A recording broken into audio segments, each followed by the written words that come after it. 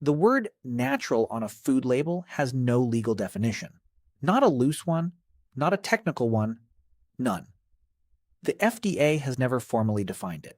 It just has an informal policy it doesn't enforce, and food companies have known this for decades, which means every time you have picked up a product because the front of the package said all natural and felt a small flicker of relief, that relief was manufactured by a marketing department exploiting a regulatory gap, not by anything resembling a nutritional guarantee. 42 natural lies. Every single one of them still on shelves right now, and several of them are probably in your kitchen today. Some are sweeteners dressed up as virtuous alternatives to sugar while behaving almost identically to sugar in your bloodstream. Some are snacks that have swapped one processed ingredient for another and called the swap a health upgrade. Some are calorie-dense foods wearing the word natural the way a wolf wears a costume, banking entirely on you not checking underneath it. And the last two aren't even about the food. They're about you and the specific, well-documented psychological trick this label plays on your brain every single time you reach for it. Before we start burning through all 42, drop where you're watching from and what time it is right now. It's always strangely grounding to see how many time zones and kitchens this reaches at once. Welcome back. Let's start with the loophole that makes all 42 of these possible in the first place. 1. The FDA does not define the word natural. Not loosely, not narrowly, not at all. For decades, the agency's official position has been that it has not objected to the term being used on a product, provided the food doesn't contain added color, synthetic substances, or artificial flavors. That is not a definition. That is a shrug written down and filed as policy. The FDA received multiple citizen petitions asking it to either define the word or ban it outright, opened a public comment period on the question back in 2015, and to this day has still never followed through with formal rulemaking, which means the word sitting on the front of your granola bar was never legally vetted by anyone. It was chosen by a package designer, approved by a legal team that knew exactly how much room the ambiguity gave them, and printed. You are not reading a nutrition claim. You are reading the outcome of a decade of regulatory inaction that the entire food industry has been quietly capitalizing on the whole time. And it isn't a small niche of products doing this.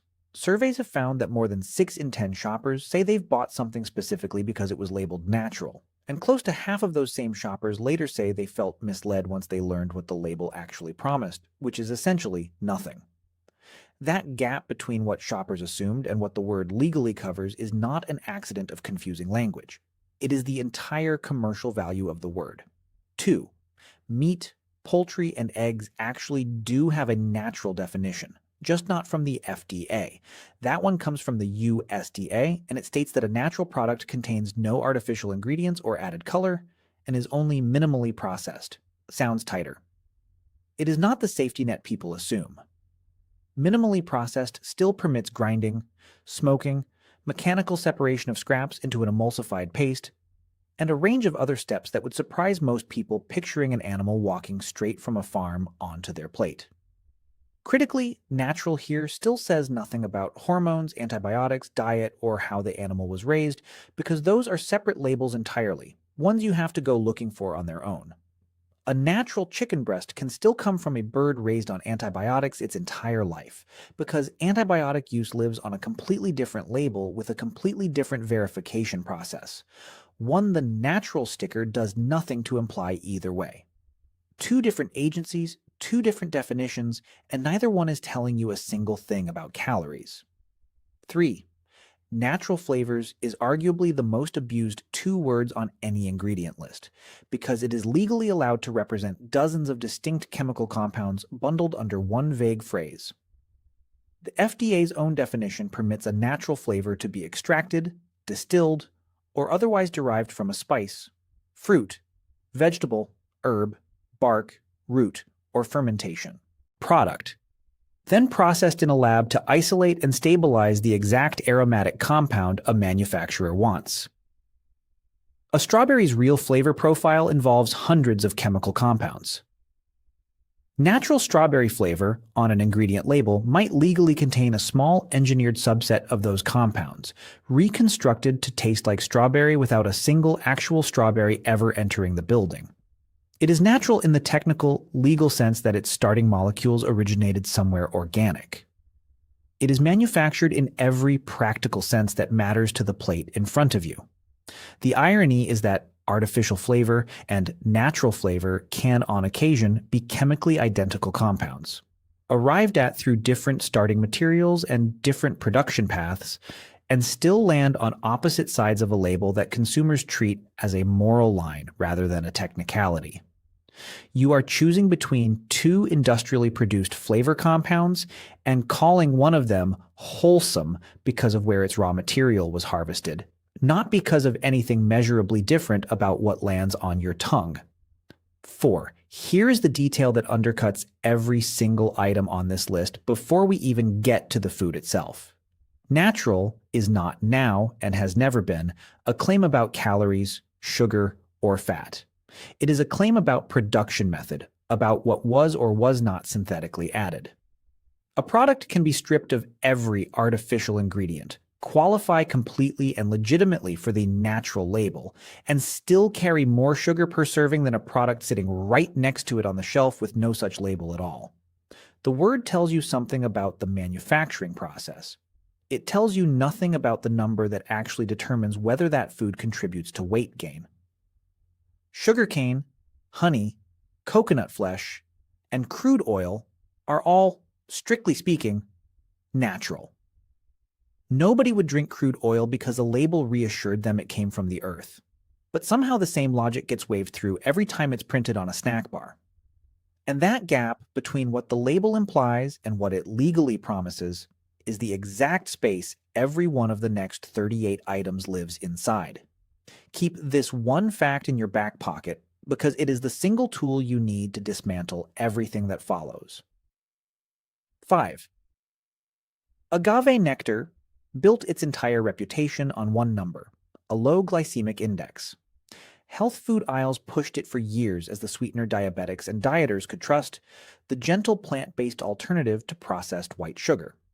What almost never made it onto the label is why agave has that low glycemic index in the first place.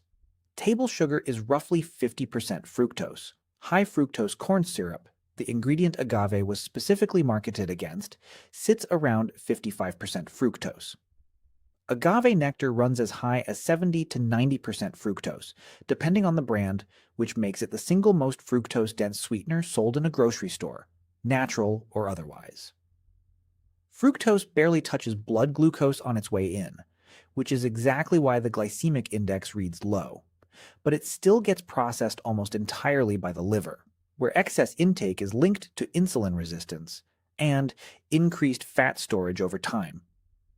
Agave didn't dodge sugar's problems.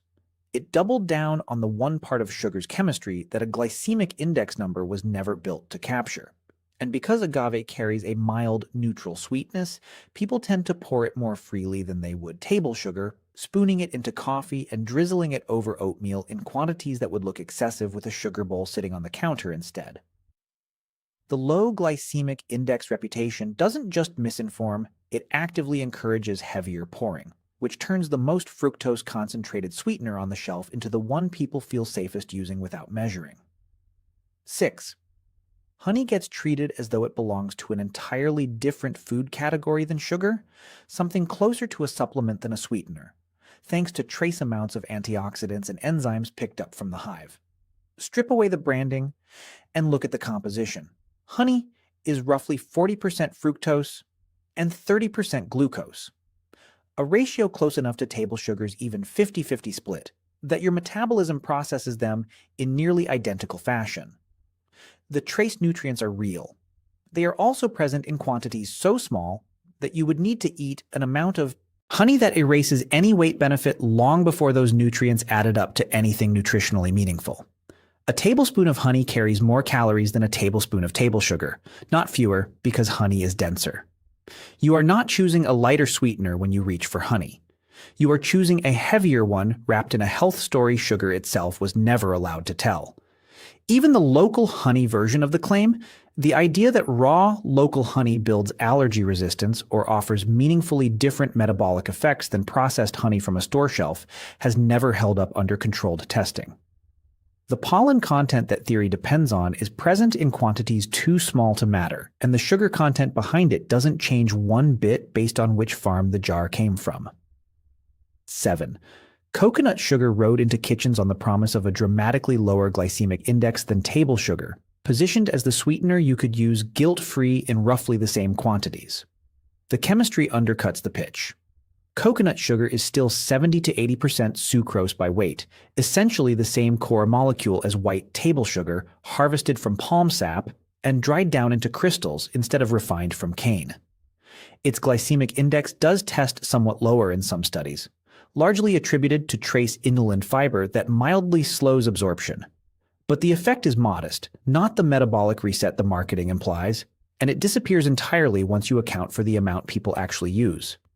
Calorie for calorie and gram for gram, coconut sugar behaves close enough to table sugar that swapping one for the other in a recipe changes almost nothing about the number on the scale.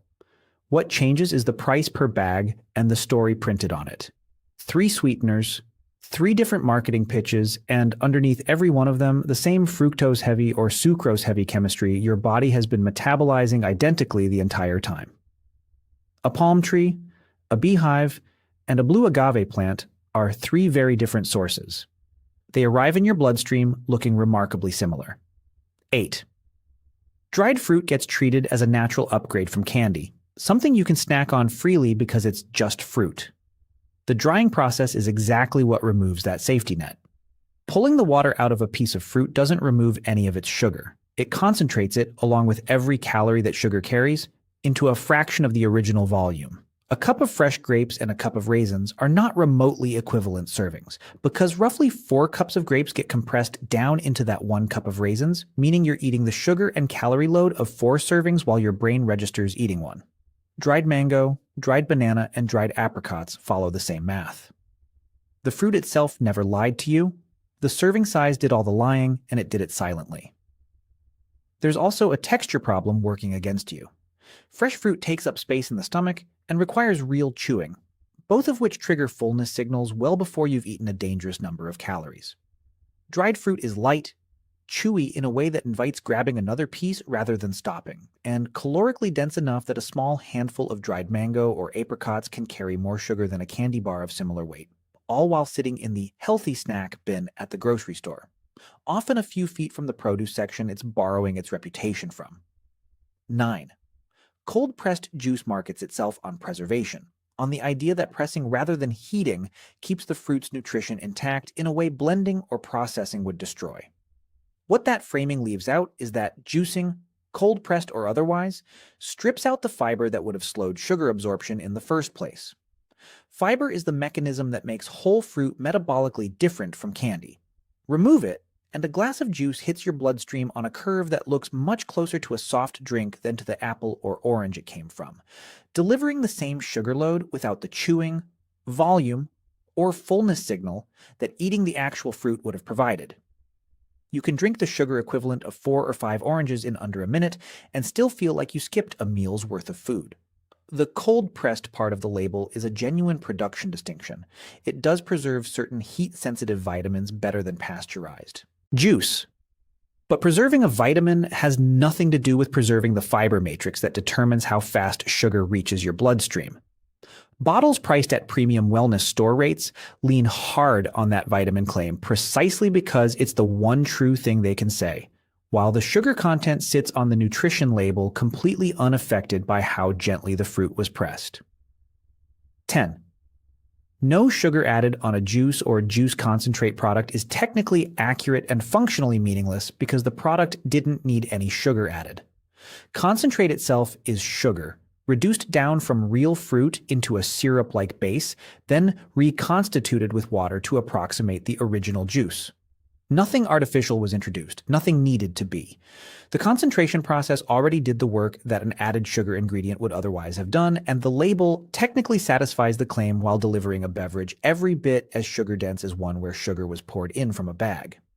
The phrase tells you what wasn't added, and lets you assume that means what's already there is low. It never was. Manufacturers know this distinction well enough to lean on it deliberately, printing no sugar added, in large friendly type on the front, while the concentrate ingredient sits a few lines down, an ingredient list most shoppers never flip the bottle to read. Think of it like a landlord advertising an apartment as no additional rent increases the same month they doubled the base rent. Everything stated on the sign is completely true. It's just describing the wrong number. Dried, juiced, or concentrated, fruit's natural sugar doesn't become gentler on your body just because no one added extra sugar on top of it. The removal of water and fiber already did the damage the label is quietly not mentioning. 11.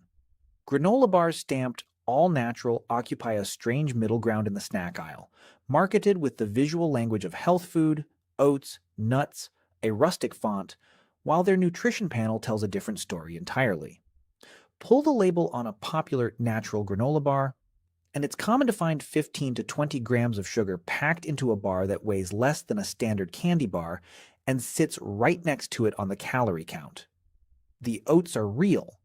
The nuts are frequently real, but most of the bar's structural integrity, the thing holding it together into a bar shape at all, comes from a binding syrup, usually some combination of brown rice syrup, honey, or cane sugar, applied in quantities that would look far less wholesome printed on a wrapper without the word natural softening the read. You are eating a candy bar with better public relations. Run the numbers side by side, and the gap often closes almost completely. A well-known natural oat granola bar and a standard chocolate bar of comparable size can land within a few grams of sugar of each other, sometimes with the granola bar coming out ahead. Nobody budgets a granola bar into their day the way they'd budget a candy bar, because one of them photographs well next to a yoga mat and the other doesn't. And that visual association is doing far more nutritional work in people's heads than the ingredient list actually supports. 12. Trail mix earns its healthy reputation honestly on paper, nuts, and dried fruit. Both carry real nutritional value: protein, healthy fats, fiber, micronutrients. What it doesn't earn is a free pass on portion size, and that's precisely where it does damage. Nuts alone run around 160 to 200 calories per small handful, and trail mix compounds that density by adding dried fruit's concentrated sugar directly into the same mix, often with chocolate pieces stirred in as a third layer of calories wearing the same natural, wholesome snack branding as the almonds sitting beside them. A bag that looks like a modest snack can easily carry the caloric weight of a full meal, and because the ingredients read as virtuous, people portion it by the handful rather than by the scale, which is exactly the environment calorie-dense food needs to quietly do the most damage. Office desks and car cup holders make this worse. Trail mix is designed for mindless, repeated small handfuls over the course of hours rather than a single measured sitting, and each of those handfuls is quietly delivering triple-digit calories with almost no chewing resistance to signal how much has actually gone in. By the time the bag is empty, the natural, wholesome framing has usually delivered more calories than the sandwich sitting next to it that never got a health halo in the first place. 13. Veggie chips make an implicit promise in their name alone, that swapping a potato for beets, carrots, or taro somehow changes the fundamental math of what a fried chip is. It doesn't. Most veggie chips are still cut thin, submerged in oil, and fried at high temperature, the exact same production method as a regular potato chip, just starting from a different vegetable. The calorie and fat content typically lands in the same range as conventional potato chips, sometimes higher once you account for the oil absorption of denser root vegetables. The vegetable in veggie chips describes the raw ingredient, not the cooking method. And the cooking method is what determines the calorie count sitting in your hand. Some brands compound the illusion further by listing a smaller serving size than a comparable potato chip bag, which makes the per-serving numbers look more favorable on a side-by-side label comparison even when the calories per ounce are identical or higher. You'd need to eat noticeably less of the healthier pochadash bag to match the serving size printed on the unhealthy one, and almost nobody actually stops there. 14. Fruit snacks and fruit leather advertise themselves with the phrase "made with real fruit," a claim that is often literally true and almost entirely beside the point. Real fruit puree is frequently the second or third ingredient on the list, arriving after corn syrup, added sugar, or fruit juice concentrate, meaning the product's sugar content is dominated by concentrated sweeteners with a small amount of actual fruit contributing more to the label's marketing than to the nutrition panel. A serving can carry sugar levels comparable to a serving of gummy candy, marketed to parents specifically because real fruit reads as an ingredient claim rather than the minority component it actually is. The fruit is present. It just isn't doing the work the packaging implies it's doing. 15. Coconut oil spent the better part of a decade rebranding saturated fat as a health food, largely on the strength of its unusual fat structure and a wave of enthusiastic headlines that outran the actual research behind them. Whatever conclusion you land on in the broader saturated fat debate, one number never moved. Coconut oil carries roughly 120 calories per tablespoon, essentially identical to butter, olive oil, or any other fat you could name. The halo around coconut oil convinced a lot of people to add it liberally to smoothies, coffee, and stir-fries, under the impression that its natural and supposedly metabolism-boosting reputation made it exempt from normal calorie math. It never was. A tablespoon is a tablespoon, regardless of which headline convinced you to pour it in. Major health organizations have since walked back some of the earlier enthusiasm around coconut oil specifically because of its saturated fat content, but the calorie figure was never actually part of that debate in the first place. It sat at roughly the same number the entire time, unaffected by whichever side of the saturated fat argument happened to be winning that year. The specific claim that made coconut oil famous, that its medium-chain triglycerides give it a metabolic edge over other fats, is technically grounded in real biochemistry. But the effect size in actual studies is small, and it applies to a fraction of coconut oil's total fat content, not the whole tablespoon. People heard boosts metabolism and mentally rounded it up to burns more calories than it contains, which is not what any study measuring it has ever shown. 16. Avocado oil rode into kitchens on avocado's broader reputation as a nutrient-dense, heart-healthy fruit, and inherited a health glow that doesn't actually transfer to the extracted oil in any calorie-relevant way. Avocado oil is, gram for gram, no less calorie-dense than canola oil, vegetable oil, or any other cooking oil on the shelf. Roughly 120 calories per tablespoon across the board. A number that doesn't shift no matter how many antioxidant compounds or good fat talking points get layered on top of the marketing. What avocado oil has that cheaper oils don't is a premium price tag, and an association with a fruit people already trust, which makes it easy to pour with a heavier hand under the assumption that better oil somehow means lighter oil. It doesn't. Better oil, in whatever sense you mean it, has never meant fewer calories. Home cooks measuring by a good glug rather than an actual tablespoon tend to be especially generous with oils they've mentally filed under health food, which means the very reputation that makes avocado oil feel like the responsible choice is also what encourages the loosest portioning of it in the pan. 17. Cold-pressed and extra virgin labeling communicates something genuinely real about extraction method and flavor quality, and absolutely nothing about calorie content. Cold pressing avoids the high heat and chemical solvents used in some commercial extraction methods, which can preserve more flavor compounds and certain antioxidants. It does not remove a single calorie from the fat itself. A tablespoon of cold-pressed, extra virgin artisanal oil sits at the same caloric weight as a tablespoon poured from the cheapest bottle on the bottom shelf because fat is fat regardless of the story behind its pressing.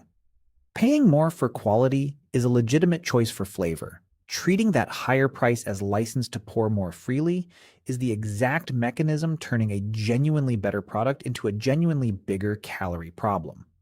All three of these oils are like different trims of the same car. The paint job, the interior stitching, and the badge on the hood can vary enormously in price and prestige.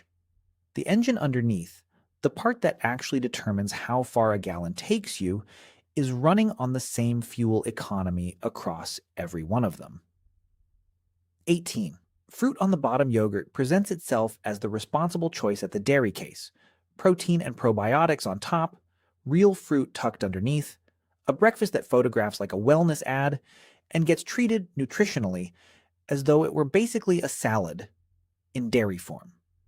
Scrape past the marketing and the fruit layer is frequently closer to jam than to fruit, cooked down with added sugar until it functions more like a dessert topping than a produce serving.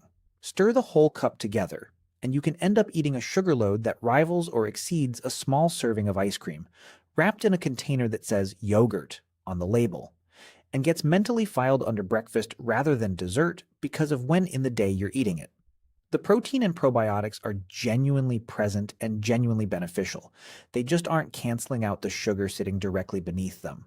Plain unsweetened yogurt with fresh fruit stirred in yourself delivers the same protein and probiotic benefit with a fraction of the sugar, but it requires an extra step at the grocery store and an extra step at the counter, and convenience almost always wins against a label that's already doing the reassuring for you. 19. Natural ice cream, the kind built around a short ingredient list of real cream, real cane sugar, and recognizable flavorings instead of stabilizers and artificial additives, earns its short list reputation honestly. What that short ingredient list doesn't do is lower the calorie count. Cream and cane sugar are calorically dense on their own terms, and a natural pint built from premium cream can carry more calories per serving than a mass market brand relying on cheaper, lighter fillers to bulk out the same volume. Consumers routinely read fewer, more recognizable ingredients as fewer calories, a substitution that feels intuitive and has no actual basis in nutrition science. Simpler is not a synonym for lighter, and premium natural ice cream is frequently the denser choice in the freezer aisle, not the leaner one. Some of that comes down to a physical property called overrun, the amount of air whipped into ice cream during production. Cheaper, more processed brands often whip in more air, which lowers the calorie count per scoop simply by taking up volume with nothing. Premium natural pints tend to skip that step in the name of a richer, denser texture, which means the very quality that makes them feel indulgent and authentic is also, mechanically, what makes them more calorically expensive per bite. None of this makes premium ice cream a worse purchase. The richer texture and simpler ingredient list are genuinely part of what people are paying for. It just means the word natural sitting on the lid is describing the ingredient list, not doing you the favor of describing the calorie count underneath it. 20. Flavored plant milks. Oat, almond, and coconut varieties in particular lean hard on natural and plant-based framing, while frequently packing in added oils and sugars to compensate for the thin, watery mouthfeel plants alone don't naturally provide. A vanilla or chocolate oat milk can carry added sugar on par with a glass of chocolate milk, and the added oils used to mimic dairy's creaminess bring their own calorie load along with them, all sitting behind front label language emphasizing what the product is made from rather than what's been added to it. The word barista blend on some of these cartons signals extra added fat specifically engineered to froth like dairy milk, a genuinely useful feature for coffee and a genuinely easy detail to miss while reading a label that otherwise emphasizes oats, almonds, or coconut as though they were the whole story. Unsweetened versions of these same milks exist and largely dodge this problem, but they sit on the same shelf, in nearly identical packaging, one aisle-facing word away from the flavored version doing all the damage. It's the grocery equivalent of two doors standing side by side, one leading somewhere genuinely different from the other, both painted the exact same shade of reassuring green. 21. Natural protein and energy bars have quietly become one of the most successful rebranding jobs in the snack aisle, taking what is functionally a candy bar and repositioning it as fitness fuel by adding a scoop of protein powder and swapping the wrapper's color palette from bright primary colors to muted earth tones. The kind of packaging design that reads as serious and clean before you've read a single ingredient. Look past the branding, and many of these bars carry sugar and calorie counts comparable to an actual candy bar, sometimes higher once chocolate coating and caramel layers are factored in, with the added protein doing genuinely little to offset the sugar load sitting alongside it. The protein claim is usually accurate. It's also functioning as a permission slip, letting people eat what is nutritionally close to a candy bar, under the belief that the protein content transforms it into something structurally different. 15 grams of added protein does not neutralize 20 grams of added sugar sitting in the same bar. They're two separate numbers doing two separate things to your body, and stacking a good number next to a bad one doesn't average out into something neutral. Gyms and fitness spaces make this worse by association, stocking these bars next to genuinely useful supplements at the checkout counter, which lends a borrowed credibility that has nothing to do with what's actually printed on the wrapper. 22. Superfood powders, greens blends, mushroom extracts, and adaptogen mixes marketed with vague promises around metabolism, energy, and weight management occupy a category where the evidence rarely matches the confidence of the marketing copy plastered across the jar. Individual ingredients in these blends sometimes have limited supporting research for narrow, specific effects, but the sweeping weight loss and metabolism claims stamped across the packaging routinely outrun what any of the underlying studies actually demonstrated, often extrapolating from small trials, animal studies, or lab conditions that don't translate cleanly to a spoonful of powder in a smoothie. The word natural does a lot of load-bearing work here, standing in for evidence the product doesn't actually have, and letting the ingredient's origin substitute for a demonstrated effect on your body. A spoonful of dried algae or mushroom extract stirred into water is, calorically, nearly irrelevant either way, which means the actual risk isn't weight gain from the powder itself. It's the psychological permission it grants. The sense that adding a natural boost to your morning smoothie earns you slack elsewhere in the day, when nothing about the powder has done anything measurable to your metabolism at all. 23. Bee pollen and the broader category of natural weight loss supplements built around a single, trendy ingredient tend to follow an identical pattern. A genuinely interesting nutritional profile gets extrapolated into a specific weight loss claim that no rigorous study has actually confirmed. Bee pollen contains real nutrients, amino acids, trace vitamins, some antioxidant compounds in small quantities. What it does not have behind it is credible clinical evidence that consuming it produces meaningful weight loss in humans, despite supplement marketing that implies otherwise. The presence of nutrients is being sold as proof of a specific health outcome, a substitution that sounds scientific and isn't one, because having some nutritional value and reliably causing weight loss are two entirely different claims that only one of them can actually support. It's the supplement aisle equivalent of pointing at a car's working turn signal as evidence the engine runs. One fact is true. It has nothing to do with the claim it's being used to prove. Regulatory agencies in several countries have specifically flagged bee pollen weight loss marketing for making claims unsupported by evidence, and yet the products remain widely available, because the bar for selling a supplement is dramatically lower than the bar for proving it does what the label implies. 24. Kombucha markets itself almost entirely on fermentation, gut health, and the word natural, doing heavy lifting on a bottle that looks more like science than soda. The process is real. Kombucha starts as sweetened tea, and the fermenting culture consumes a meaningful share of that starting sugar as fuel, converting it into acids, trace alcohol, and carbonation. What doesn't get advertised as loudly is that fermentation rarely consumes all of it.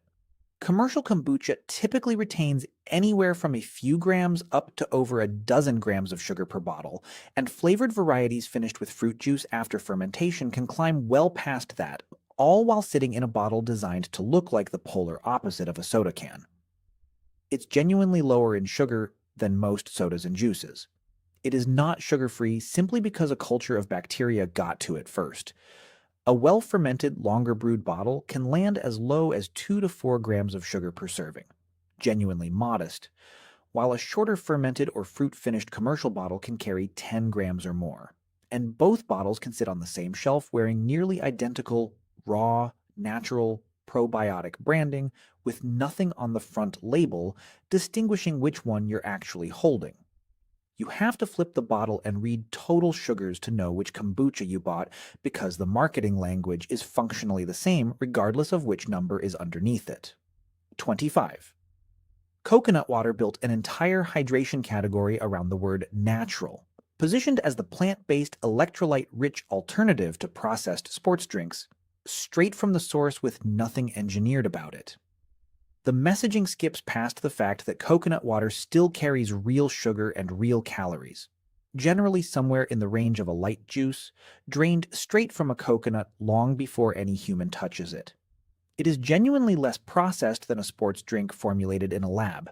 It is not calorie-free, and drinking it freely under the assumption that natural hydration means zero consequence hydration adds up over repeated bottles the same way any other mildly sweet beverage would. People who would never drink 2 bottles of a labeled sports drink back to back will happily work through 2 or 3 coconut waters over the course of a workout or a hot afternoon, treating each one as closer to plain water than to juice, when its sugar content sits meaningfully closer to the juice end of that spectrum. 26. Natural sports drinks trade heavily on ingredient sourcing, coconut water bases, cane sugar instead of high fructose corn syrup, natural flavors and colors, while offering essentially the same electrolyte and sugar function as the conventional sports drinks they're positioned against. The actual purpose of a sports drink, replacing electrolytes and glucose lost during genuinely intense, prolonged exercise, doesn't change based on whether the sugar came from a cane field or a corn refinery. Most people reaching for these drinks aren't running marathons. They're drinking them as a daily beverage choice because the label reads healthier than soda, absorbing real sugar calories in a context where plain water would have done the actual hydrating job just as well. The formulation genuinely differs from a conventional sports drink in sourcing and sometimes in flavor complexity. It does not differ in the basic transaction happening in your body, sugar and water going in, regardless of which farm or refinery the sugar started at. 27. Flavored. Sparkling waters occupy some of the safest seeming real estate in the beverage aisle. 0 or near 0 calorie labels, playful fruit names, and the word natural printed directly beside flavor to reassure anyone scanning the can. Most of these products genuinely are sugar-free, but a subset, particularly ones marketed with juice blends or dessert-inspired flavors, do carry real added sugar behind that same reassuring language, relying on shoppers assuming the entire flavored water category behaves identically. The lesson from this one isn't that flavored water is secretly dangerous, it's that natural flavor as a phrase describes an ingredient sourcing method, not a calorie count, and the two get conflated by habit rather than by anything printed on the can. Across all 4 of these drinks, the actual pattern repeats with almost mechanical consistency. A real, legitimate production detail, fermentation, coconut sourcing, cane sugar, natural flavoring, gets marketed as though it were a calorie disclosure, and shoppers let one kind of claim quietly stand in for the other because the two feel like they should be related. They aren't. One tells you where an ingredient came from. Only the nutrition label tells you what it's going to do once it's inside you. 28. Granola cereal has occupied the health-conscious end of the cereal aisle for decades. Oats, clusters, dried fruit. A visual language that reads as rustic and wholesome next to cartoon mascots and neon boxes one shelf over.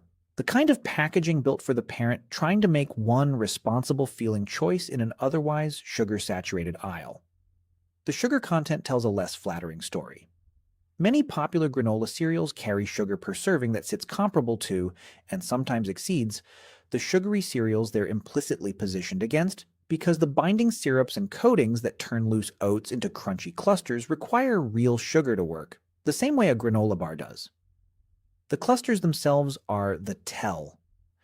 Anything that clumps oats into crunchy nuggets did so with a sugar-based binder, and the binder counts on the label whether the box has a cartoon on it or a sunrise.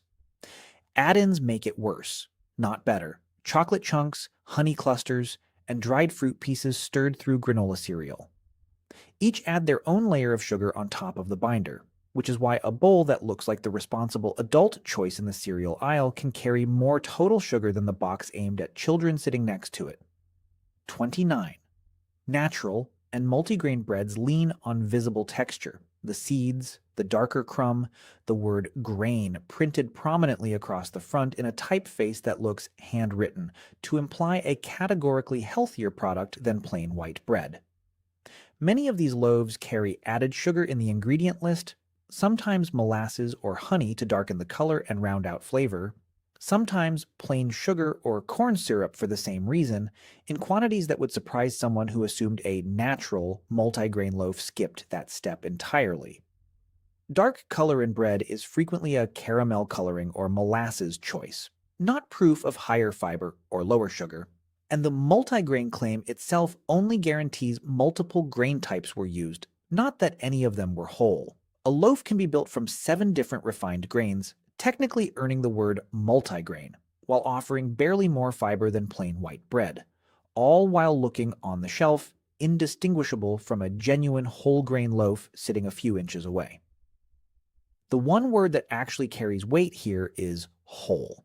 Specifically, whether whole wheat or another whole grain is listed as the first ingredient, which most shoppers have never been told to check because multigrain already sounds like it answered the question. 30. Muesli bars sit in a strange overlap zone between granola bar and dried fruit snack, densely packing oats, nuts, and dried fruit into a compact, chewy bar shape that reads as a nutritious, natural alternative to a candy bar sitting one rack over in a checkout lane display. The density is exactly the problem. Compressing that much dried fruit and nut content into a small bar concentrates calories the same way dried fruit alone does, and the bar format encourages eating the whole thing in one sitting rather than portioning out a handful the way you might naturally slow down with a bowl of loose trail mix. A muesli bar and a granola bar frequently land within shouting distance of each other on the nutrition label, differing mostly in which specific natural ingredients get top billing on the wrapper. Rename the same handful of ingredients, rearrange which one goes first on the label, and repackage it as something new. And you can sell the same calorie load 3 different times to the same health-conscious shopper under 3 different product names. Walk down enough of the cereal and snack aisle, and you start noticing the same core cast of ingredients: oats, honey, dried fruit, nuts, cycling through granola bars, muesli bars, and granola cereal in slightly different ratios, each one marketed as though it were solving a different problem. 31. Raw vegan desserts, the dense little squares built from dates, nuts, and shredded coconut pressed together in a food processor, market themselves as the guilt-free answer to conventional baked desserts: no refined sugar, no baking, no processed ingredients anywhere in sight, and a texture close enough to fudge that it feels like getting away with something. The ingredients are genuinely unprocessed in the sense the label implies. They are also gram for gram some of the most calorically concentrated foods in the entire dessert category, because dates are essentially nature's dried fruit sugar bomb, and nuts are calorie dense on their own before you've added anything else. A small raw brownie bite built from this base can rival or exceed a conventional baked brownie in calories, while advertising itself as the lighter, more virtuous option based entirely on the absence of refined sugar rather than the actual number sitting on the label.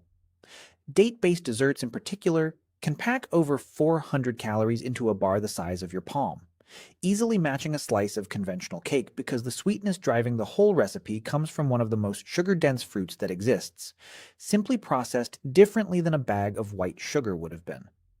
32. Almond flour baked goods rode the low-carb wave into mainstream grocery stores, marketed as the guilt-free swap for wheat flour muffins, cookies, and bread. Natural, grain-free, and lower in the carbohydrates that low-carb dieters are actively trying to avoid. What almond flour trades carbohydrates for is fat, and fat carries more than double the calories per gram that carbohydrates do.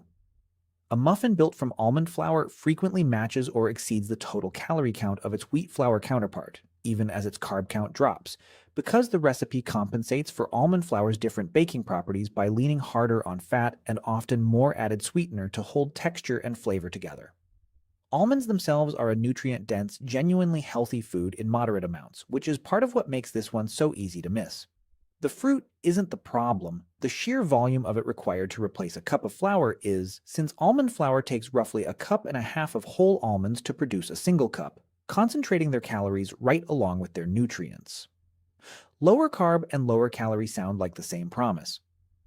They are frequently two different, and sometimes opposite, outcomes. And the almond flour muffin's low-carb badge does nothing to disclose which of the two you actually got when you ate one. 33. Toasted coconut flakes and coconut-based snack mixes carry the same natural, whole food framing that follows coconut everywhere it goes in the snack aisle, sold in small resealable bags positioned as a light, crunchy alternative to chips or crackers for the person specifically trying to snack clean. Coconut meat is naturally high in saturated fat, and toasting it in oil, a common step to achieve that satisfying crunch, adds another calorie-dense layer on top of an already fat-heavy base ingredient. A small handful can carry a surprising number of calories for its size, dense in the same way nuts are dense. And the natural framing does nothing to change the fact that fat-heavy snacks add up quickly regardless of how minimally processed the fat itself happens to be.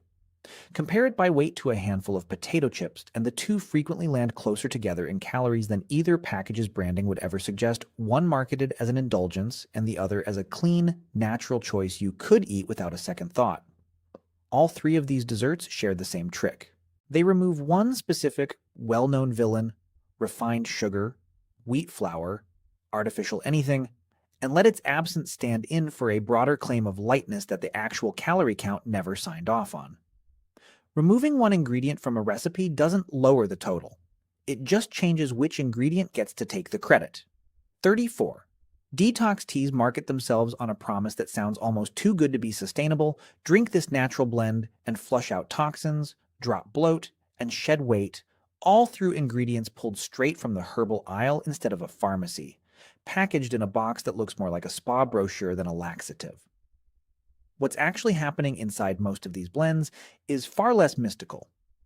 A large share of detox teas rely on senna, dandelion, or other herbal laxatives and mild diuretics, ingredients that push water and waste through your system faster than normal, producing a real, measurable drop on the scale within a day or two that has nothing to do with fat loss. Your liver and kidneys already handle detoxification continuously and don't require herbal assistance to function. What the tea actually delivers is water weight and digestive contents leaving faster than usual, a number that reappears the moment you stop drinking it and rehydrate. Regular use of stimulant laxative ingredients can also cause your digestive system to become dependent on them for normal function, and product reviews frequently describe cramping and urgency that gets marketed, without irony, as evidence the product is working. Several countries as advertising regulators have specifically taken action against detox tea marketers over unsubstantiated weight loss claims, which tells you how far the gap has drifted between what these products promise and what any regulator has been willing to let stand unchallenged. 35.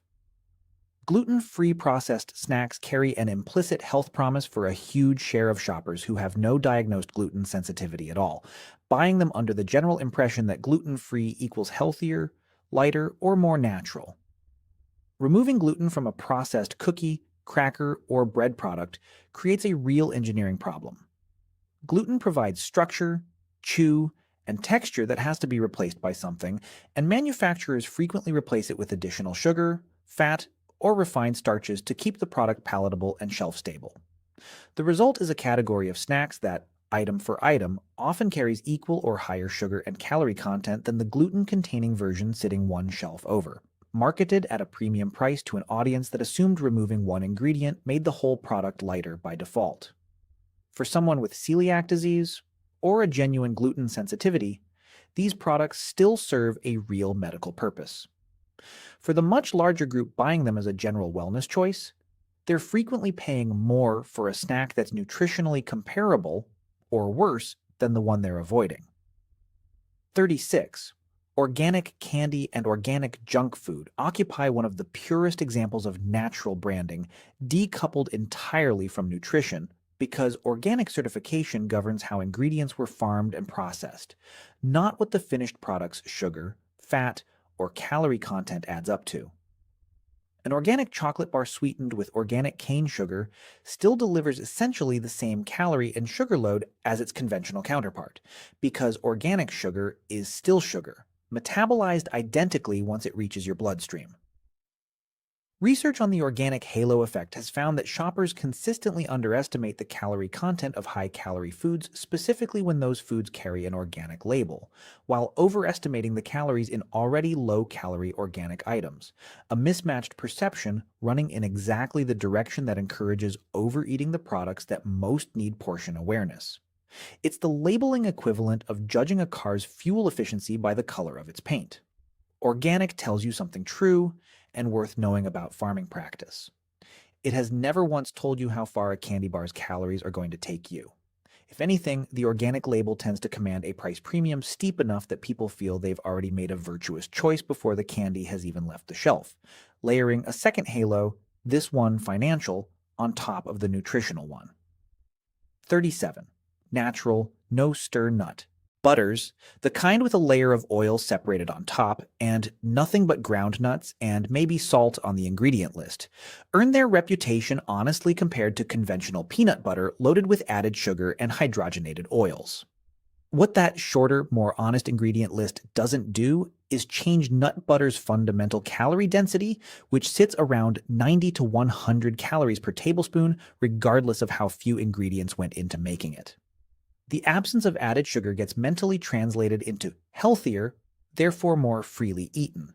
And natural nut butter's rougher, oilier texture makes it easy to spread a noticeably thicker layer than the smoother processed version, turning a legitimately better product choice into a bigger calorie serving through sheer generosity of the knife.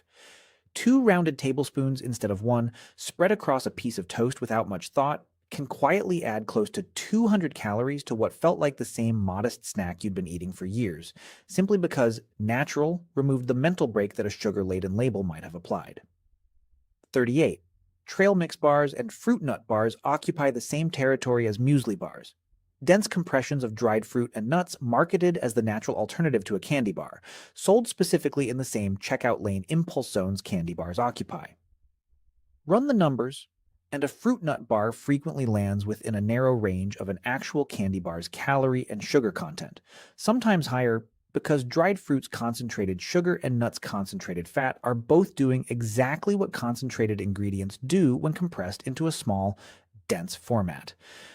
The bar's entire marketing case rests on the word natural, standing between it and the candy bar beside it on the rack, when the label underneath, if you actually read it, frequently tells a much more similar story than either package wants to admit.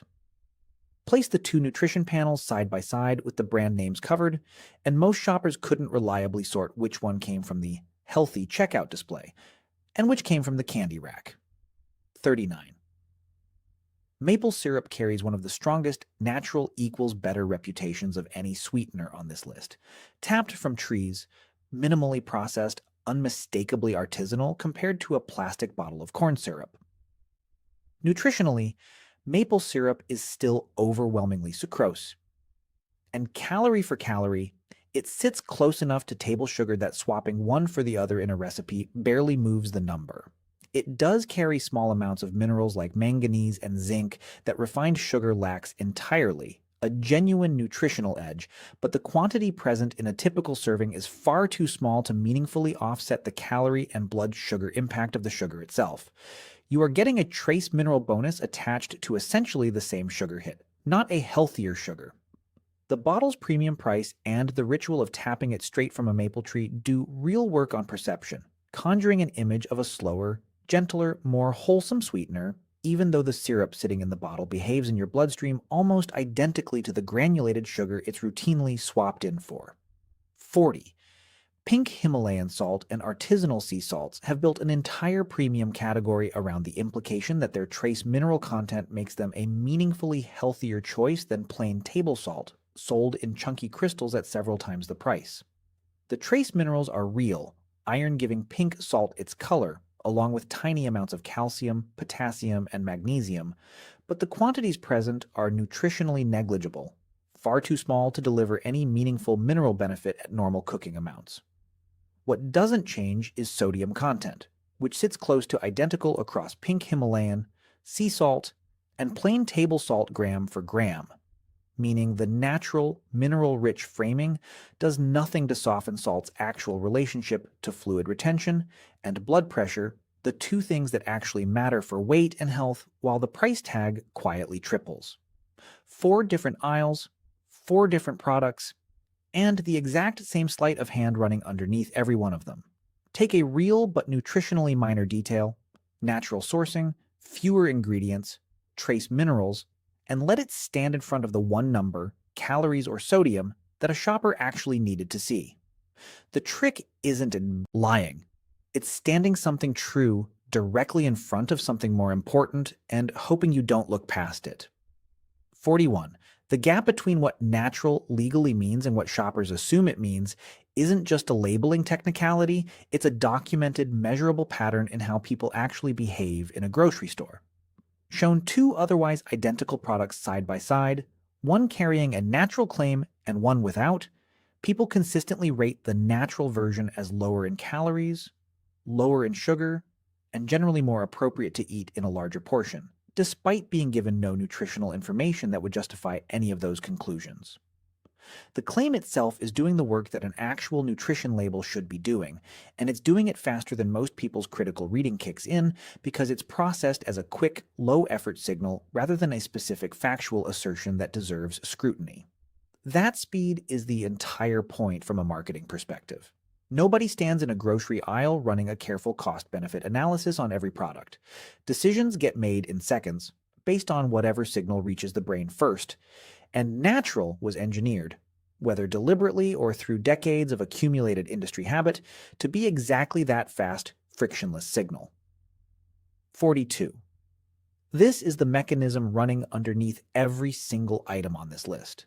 The health halo effect, and it's been studied specifically enough that its shape is well understood. When a food carries a natural or healthy claim, people don't just misjudge its calorie content, they actually eat more of it, believing the favorable label has already done some of the moderation work for them. Industry research on this exact effect has found that a favorable claim on packaging can shift not just how healthy a product seems, but the specific portion size someone considers reasonable to eat in one sitting, stretching what counts as a normal serving upward the more virtuous the front label sounds. The label doesn't just fail to inform you, it actively recruits your own judgment against you, convincing you that reaching for seconds of the natural version is a smaller decision than it actually is. Every single item on this list, from agave to pink Himalayan salt, has been quietly relying on that exact blind spot the entire time. And now that you can see the mechanism itself, you can see it operating on every natural product you pick up from here forward. 42 lies, and every single one of them traces back to the same root cause. Natural was never a nutrition claim. It never promised fewer calories, less sugar, or a smaller waistline, no matter how confidently the front of the package implied otherwise. It promised something about where an ingredient came from and how it was processed, and somewhere along the way, an entire industry let shoppers assume it meant something much bigger, then quietly declined to correct the misunderstanding for decades because the misunderstanding was profitable. None of this means everything natural is secretly bad, or that you need to panic read every label at the store from now on. It means the word itself deserves to retire from doing any decision-making on your behalf. Read the actual number. Let the label describe the ingredient. Don't let it describe the outcome. The next time you're standing in an aisle deciding between 2 products and one of them says natural on the front, treat that word as exactly as informative as it legally is, which is to say, not very. Flip the package over. The nutrition panel on the back has never once cared what story the front was trying to tell. That single habit, front label for the story, back label for the truth, is worth more than memorizing all 42 of these individually. If this changed how you're going to look at your own pantry, let me know which one of these 42 surprised you the most down in the comments, and drop your location and the time where you're watching one more time before you go. It's genuinely one of the best parts of making these videos, watching the same list land in kitchens on completely opposite sides of the planet within the same hour, someone finishing breakfast while someone else is starting to wind down for the night. Like this video if you want more of the food industry's favorite tricks taken apart in exactly this way. Subscribe if you want to catch the next one, and if you know someone who swears by their all-natural granola bars or their pink Himalayan salt, send this their way and let them find out along with you. We've got plenty more of these myths waiting to be burned down in the kitchen and well beyond it. See you in the next one.